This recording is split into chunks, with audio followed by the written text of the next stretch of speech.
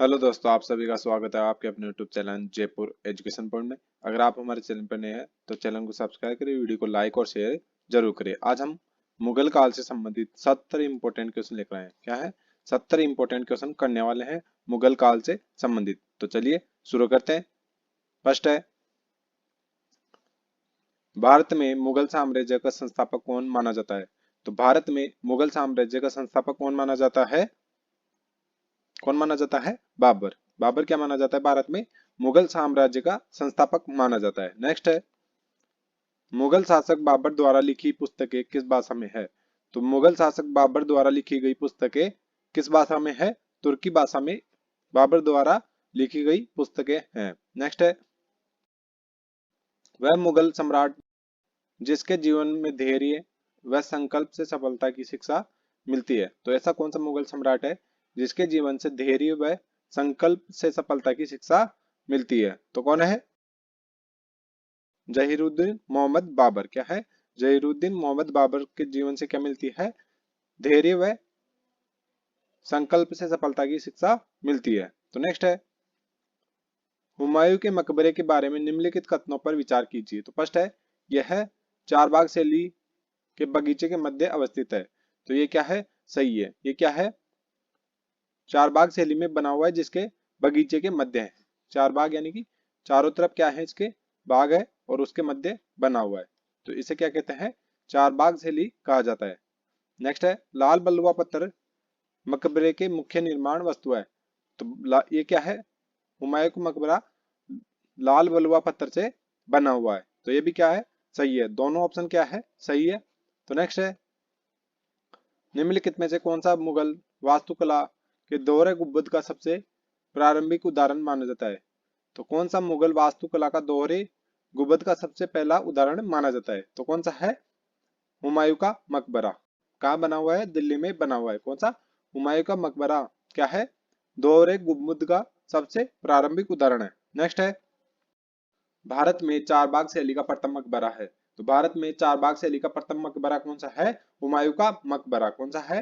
हुमायूं का मकबरा भारत में चारबाग शैली का क्या है?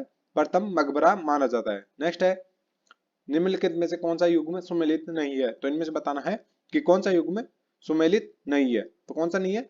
हुमायूं के मकबरे का निर्माण औरंगजेब ने नहीं करवाया। तो ये क्या है? गलत है। नेक्स्ट है, गुलबदन बेगम द्वारा रचित ग्रंथ है। तो गुलबदन बेगम द्वारा रचित ग्रंथ कौन सा है? हुमायूं नामा। क्या है? हुमायूं नामा की रचनाकार कौन है? गुलबदन बेगम। नेक्स्ट है, निम्न में से किस मुगल शहजादी ने ऐतिहासिक वृत्तांत लिखा? तो मुगल शहजादी कौन है जिन्होंने ऐतिहासिक वृत्तांत लिखा? तो कौन है? गुलबदन बेगम। कौन है? गुलबदन बेगम। नेक्स्ट है, फरीद जो बाद में शेरशाह सूरी बना कहां से शिक्षा प्राप्त की? तो शेरशाह सूरी ने कहां से शिक्षा प्राप्त की? उनका बचपन में क्या नाम था? फरीद। तो कहां से शिक्षा प्राप्त की थी इन्होंने? जौनपुर से। कहां से? जौनपुर से शिक्षा प्राप्त की। तो नेक्स्ट है, निम्न में से किस शासक ने चांदी का सिक्का रुपया प्रारंभ किया? तो कौन सा शासक है जिसने चांदी का सिक्का रुपया प्रारंभ किया? तो कौन है? शेरशाह, जिसने चांदी के रुपया नामक सिक्का चलाया। नेक्स्ट है, निम्नलिखित घटनाओं का सही कालक्रम चुनिए। तो सबसे पहले कौन सा युद्ध हुआ? दोहरा का युद्ध। क्या है? दोहरा का युद्ध प्रथम बार सबसे पहले हुआ। उसके बाद कौन सा हुआ? शेरशाह की मालवा विजय। दूसरे नंबर पर क्या है? शेरशाह की मालवा विजय। उसके बाद है चौसा का युद्ध। तीसरे नंबर पर क्या है? चौसा का युद्ध। और चौथे नंबर पर है कनौज का युद्ध। तो फर्स्ट पर है एक, सभी में क्या है? एक दिया हुआ है। उसके बाद है चार। तो चार कहाँ है? चौथे ऑप्शन में। तो ये क्या है? सही माना जाएगा। नेक्स्ट है, निम्न तथ्यों में से कौन सा तथ्य ऐसा है जो अकबर को राष्ट्रीय सम्राट सिद्ध करने में सहायक नहीं है? तो ऐसा कौन सा तथ्य है जो अकबर को राष्ट्रीय सम्राट सिद्ध करने में सहायक नहीं है? क्या है? नहीं है। तो कौन सा है? अकबर ने इस्लाम धर्म को त्यागा। तो ये क्या है? अकबर के राष्ट्रीय सम्राट सिद्ध होने की सहायक नहीं है। तो नेक्स्ट है, विश्व शांति का विचार किस मुगल शासक के ने आगे बढ़ाया? तो विश्व शांति का विचार किस मुगल शासक ने आगे बढ़ाया था? अकबर ने। किसने? अकबर ने बढ़ाया। नेक्स्ट है, अकबर के काल में भू राजस्व व्यवस्था एक प्रसिद्ध नीति आईन ए दहसाला पद्धति किसके द्वारा निर्मित की गई थी? तो आईन ए दहसाला पद्धति किसके द्वारा निर्मित की गई थी? टोडरमल के द्वारा। किसके? टोडरमल के द्वारा की गई, जिसे क्या कहा जाता था? टोडरमल बंदोबस्त कहा जाता था। नेक्स्ट है, अकबर की राजस्व व्यवस्था उसके अधिकारी के नाम से जानी जाती थी, उसका नाम है। तो अभी हमने बात की राजस्व व्यवस्था टोडरमल बंदोबस्त के नाम से जानी जाती थी। नेक्स्ट है, अकबर द्वारा आईन ए दहसाला किस वर्ष लागू की गई? तो आईन ए दहसाला किस वर्ष लागू की गई थी? 1580 में। कब? 1580 में आईन ए दहसाला लागू की गई। नेक्स्ट है, कथन ए है अकबर ने दहसाला पद्धति 1580 में लागू की, तो यह क्या है? सही है। कारण क्या है? 1580 के बाद उसके संपूर्ण साम्राज्य में दहसाला व्यवस्था ही लागू थी, तो ये क्या है? 1580 के बाद संपूर्ण साम्राज्य में क्या हुआ? दहसाला व्यवस्था लागू थी, तो ये क्या है? सही है। दोनों क्या है? सही है। ये इसकी सही व्याख्या करता है, तो पहला ऑप्शन क्या है? सही है। नेक्स्ट है, अकबर के काल में महाभारत का फारसी अनुवाद किसके निर्देशन में हुआ? वह है। तो अकबर के काल में महाभारत का फारसी अनुवाद किसके निर्देशन में किया गया? तो किसके निर्देशन में किया गया? फेजी के निर्देशन में महाभारत का फारसी अनुवाद किया गया। नेक्स्ट है, 16वीं शताब्दी में संपन्न महाभारत का फारसी अनुवाद कहलाता है। तो महाभारत का फारसी अनुवाद क्या कहलाता है? रज्मनामा। क्या कहलाता है? रज्मनामा कहलाता है। तो नेक्स्ट है, मुगल काल में लीलावती पुस्तक का फारसी भाषा में अनुवाद किसने किया? तो मुगल काल में लीलावती पुस्तक का फारसी भाषा में अनुवाद किसने किया था? अबुल फैजी ने। किसने? अबुल फैजी ने लीलावती पुस्तक का फारसी अनुवाद किया। नेक्स्ट है, किसने अकबरनामा लिखा? तो अकबरनामा किसने लिखी थी? अबुल फजल ने। किसने? अबुल फजल ने क्या लिखी? अकबरनामा लिखी। नेक्स्ट है, अकबर के नवरत्नों में राजस्थान से कौन से कवि थे? तो राजस्थान से कौन से कवि थे अकबर के नवरत्नों में? कौन थे? अबुल फजल। कौन थे? अबुल फजल राजस्थान से थे। नेक्स्ट है, निम्न मुसलमान विद्वानों में से हिंदी साहित्य के लिए किसका सबसे महत्वपूर्ण योगदान है? तो मुस्लिम विद्वानों में से हिंदी साहित्य के लिए क्या है? सबसे महत्वपूर्ण योगदान रहा है। तो कौन है? अब्दुल रहीम खानम खाना। क्या है? अब्दुल रहीम खान खाना क्या है? हिंदी साहित्य के लिए इनका महत्वपूर्ण योगदान रहा है। नेक्स्ट है, मुगल काल में सर्वप्रथम किस शासक के शासनकाल में संस्कृत भाषा के लेखन को आश्रय मिला? तो संस्कृत भाषा के लेखन को आश्रय किसके शासनकाल में मिला? तो किसके शासनकाल में मिला था? अकबर के शासनकाल में संस्कृत भाषा को आश्रय मिला। नेक्स्ट है, तुलसीदास द्वारा रामचरितमानस की रचना किसके शासन में की गई? तुलसीदास द्वारा रामचरितमानस की रचना किसके शासनकाल में की गई? तो किसके शासनकाल में की गई? अकबर के शासनकाल में की गई। किसकी? रामचरितमानस की रचना। नेक्स्ट है, मुगल सम्राट अकबर के समय का प्रसिद्ध चित्रकार था। तो मुगल सम्राट अकबर के समय का प्रसिद्ध चित्रकार कौन था? दसवंत। कौन थे? दसवंत अकबर के समय के क्या थे? प्रसिद्ध चित्रकार। नेक्स्ट है, इनमें से कौन सम्राट अकबर के दरबार में चित्रकार के उस्ताद थे? तो इनमें से कौन से सम्राट अकबर के दरबार में क्या थे? चित्रकारी के उस्ताद थे। तो कौन थे? ख्वाजा अब्दुल समद। क्या है? ख्वाजा अब्दुल सदम क्या है? अकबर के दरबार में चित्रकार उस्ताद थे। नेक्स्ट है, निम्न चित्रकारों में से किसे श्री कलम की उपाधि अकबर द्वारा दी गई? तो इनमें से कौन से चित्रकार हैं जिन्हें श्री कमल की उपाधि अकबर द्वारा दी गई? तो किन्हें दी गई? अब्दुल सदम को। किसे? अब्दुल सदम को श्री कमल की उपाधि दी गई। नेक्स्ट है, दीन ए इलाही क्या है? तो दीन ए इलाही क्या है? अकबर द्वारा निर्धारित धार्मिक पंथ क्या है? दीन ए इलाही। नेक्स्ट है, दीन ए इलाही की शुरुआत किसके शासन में की गई? तो दीन ए इलाही की शुरुआत किसके शासनकाल में की गई? अकबर के शासनकाल में की गई। नेक्स्ट है, दीन ए इलाही अकबर की मूर्खता का प्रतीक था, उसकी बुद्धिमत्ता का नहीं। विद्वान किसने दिया? तो ये विधान किसने दिया कि अकबर की मूर्खता का प्रतीक था, उसकी बुद्धिमत्ता का नहीं? क्या? दीन ए इलाही। तो क्या है? विंसेंट स्मिथ ने। किसने? विंसेंट स्मिथ ने कहा था। नेक्स्ट है, प्रसिद्ध संगीतकार तानसेन इनके दरबार में थे। तो संगीतकार तानसेन किनके दरबार में थे? अकबर के दरबार में। किनके? अकबर के दरबार में तानसेन थे। नेक्स्ट है, तानसेन ने अपनी संगीत शिक्षा कहाँ प्राप्त की? तो तानसेन ने अपनी संगीत शिक्षा कहाँ से प्राप्त की थी? ग्वालियर से। कहाँ से? ग्वालियर से इन्होंने संगीत शिक्षा प्राप्त की। नेक्स्ट है, निम्नलिखित में से कौन सा अकबर का समकालीन शासक था या थी? तो अकबर का समकालीन शासक कौन था? ब्रिटेन की रानी। कौन थी? ब्रिटेन की रानी एलिजाबेथ प्रथम क्या थी? अकबर की समकालीन थी। नेक्स्ट है, निम्नलिखित में से कौन सा युग में सुमेलित नहीं है? अकबर द्वारा उठाए गए कदम क्रियान्वयन का वर्ष क्या है? अकबर द्वारा उठाए गए कदम और उनका वर्ष। तो कौन सा सुमेलित नहीं है? तो इनमें से कौन सा सुमेलित नहीं है? तीर्थ यात्रा का कर का उन्मूलन उन्होंने कब किया था? 1563 में। कब किया? 1563 में तीर्थ यात्रा कर का उन्मूलन किया था। नेक्स्ट है, निम्न मुस्लिम शासकों में से किसने तीर्थ यात्रा कर समाप्त कर दिया? तो ऐसे कौन से मुस्लिम शासक थे जिन्होंने तीर्थ यात्रा कर समाप्त किया? तो कौन थे? अकबर। कौन थे? अकबर, जिन्होंने तीर्थ यात्रा कर समाप्त किया था। नेक्स्ट है, अकबर द्वारा बनाई गई श्रेष्ठतम इमारतें पाई जाती है। तो अकबर द्वारा बनवाई गई श्रेष्ठतम इमारतें कहाँ पाई जाती है? फतेहपुर सीकरी में। कहाँ? फतेहपुर सीकरी में पाई जाती है। नेक्स्ट है, निम्नलिखित में से कौन सी इमारतें फतेहपुर सीकरी के हरम सराखंड का हिस्सा है? तो फतेहपुर सीकरी के हरम सराखंड का हिस्सा कौन कौन सी इमारतें है? तो कौन सी है?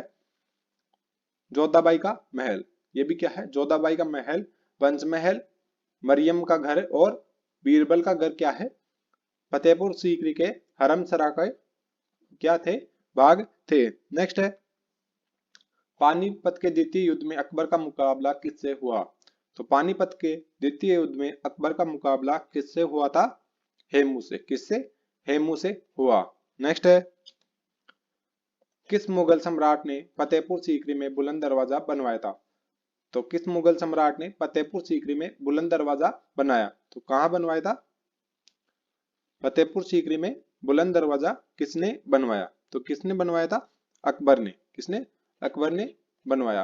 नेक्स्ट है, निम्नलिखित में से किसे शाहजहां द्वारा निर्मित नहीं कराया गया? तो इनमें से किसे शाहजहां द्वारा निर्माण नहीं करवाया गया? तो कौन सी किसका नहीं करवाया है? बुलंद दरवाजे का निर्माण शाहजहां ने नहीं करवाया। नेक्स्ट है, कौन से भारतीय राजा के समय ईस्ट इंडिया कंपनी इंग्लैंड में स्थापित हुआ? तो ईस्ट इंडिया कंपनी इंग्लैंड में किस भारतीय राजा के समय स्थापित हुई? तो किसके समय स्थापित हुई थी? जहांगीर के समय स्थापित हुई। नेक्स्ट है, निम्न में से कौन सा युग में सुमेलित नहीं है? तो इनमें से बताना है कि कौन सा युग में सुमेलित नहीं है। तो कौन सा नहीं है? Akbar, Thomas Roe. क्या है? अकबर और टॉमस रो क्या है? सुमेलित नहीं है।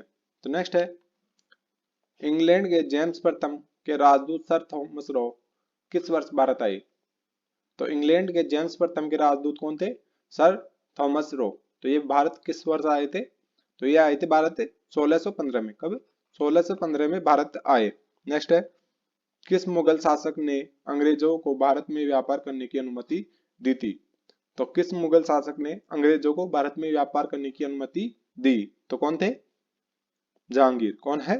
जहांगीर ने भारत में अंग्रेजों को व्यापार करने की अनुमति दी। नेक्स्ट है, मराठों और अफगानों को मनसबदारी प्रथा में शामिल करने वाला प्रथम मुगल शासक कौन था?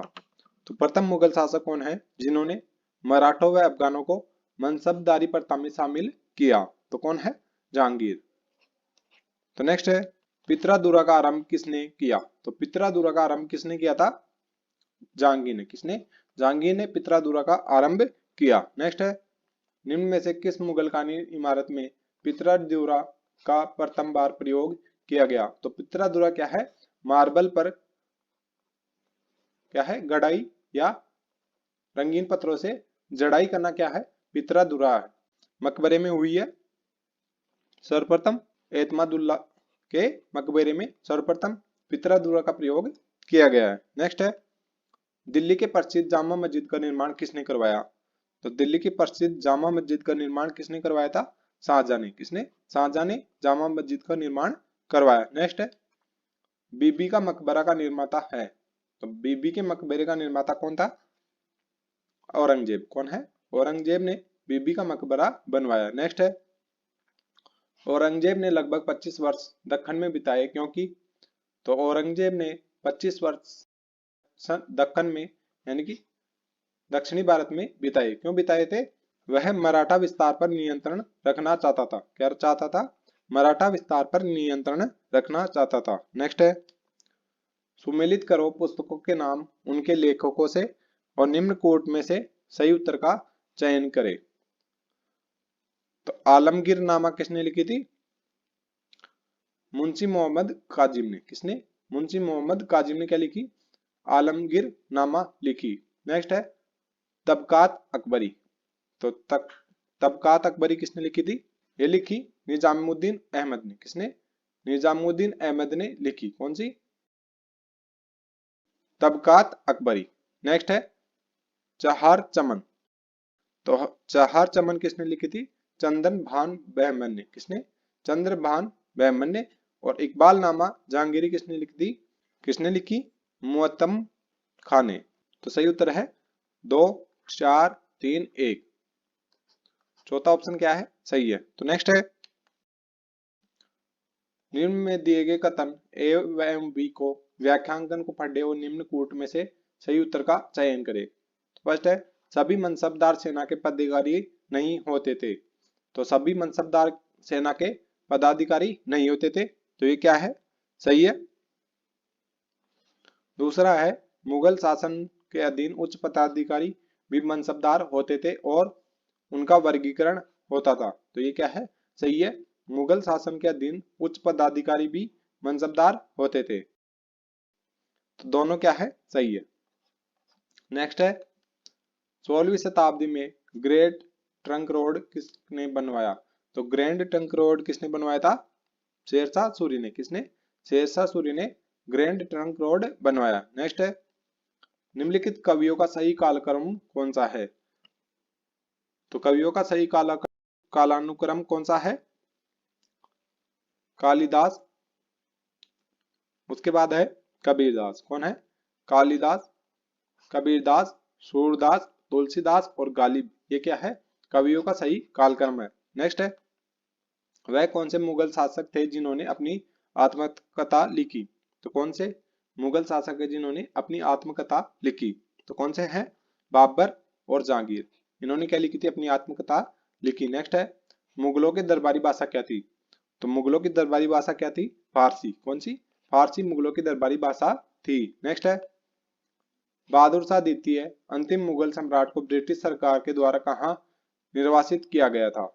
तो अंतिम मुगल सम्राट कौन थे? बहादुर शाह द्वितीय, जिन्हें अंग्रेजों द्वारा क्या किया गया था? निर्वासित किया गया था। कहाँ किया गया? रंगून में। कहाँ? रंगून में। नेक्स्ट है मध्यकालीन भारत में जामदानी बुनाई का सबसे महत्वपूर्ण केंद्र कौन सा था? तो मध्यकालीन भारत में जामदानी बुनाई का सबसे महत्वपूर्ण केंद्र कौन सा था? ढाका, बंगाल। क्या था? जामदानी बुनाई का महत्वपूर्ण केंद्र था। नेक्स्ट है मुगल साम्राज्य की जागीरदारी संकट का उत्पन्न हुआ। तो मुगल साम्राज्य में जागीरदारी संकट उत्पन्न हुआ था, तो किसके शासनकाल में जागीरदारी संकट उत्पन्न हुआ था? औरंगजेब के शासनकाल में। किसके?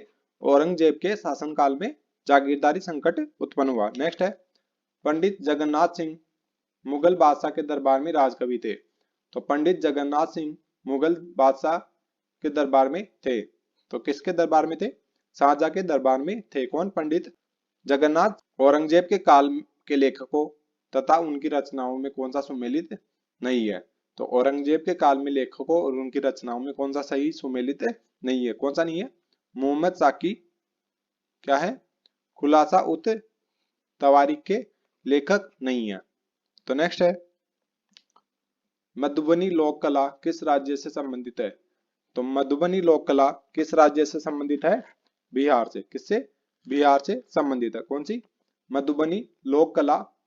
तो नेक्स्ट है मुगल कालीन चित्रकार जो शिकार के चित्र बनाने में निपुण था। तो मुगल कालीन चित्रकार कौन है जो क्या है? शिकार के चित्र बनाने में निपुण था। तो कौन थे?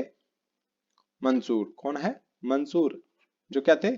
शिकार के चित्र बनाने में निपुण थे। नेक्स्ट है, मुगल प्रशासन में सद्र उस सुदूर मुख्य सुदूर क्या था? तो मुख्य सुदूर क्या था? धार्मिक मामलों का मंत्री। क्या था? धार्मिक मामलों का मंत्री था। कौन? मुख्य सुदूर। नेक्स्ट है, दिल्ली में लाल किले का निर्माण किसके शासनकाल में हुआ? तो किसके काल में लाल किले का निर्माण हुआ था? शाहजहां के काल में। किसके? शाहजहां के काल में लाल किले का निर्माण हुआ। नेक्स्ट है, दिल्ली में लाल किले में मोती मस्जिद का निर्माण किया। तो मोती मस्जिद का निर्माण किसने करवाया था? औरंगजेब ने। किसने? औरंगजेब ने मोती मस्जिद का निर्माण लाल किले में करवाया। नेक्स्ट है, किस भारतीय स्मारक को हाल ही में विश्व हेरिटेज सूची में शामिल किया गया है? तो इनमें से विश्व हेरिटेज सूची में किसे शामिल किया गया है? लाल किले को। किसे? लाल किले को किया गया। तो मिलते हैं नेक्स्ट वीडियो में, तब तक के लिए धन्यवाद। वीडियो को लाइक करें, शेयर करें और चैनल को सब्सक्राइब जरूर करें।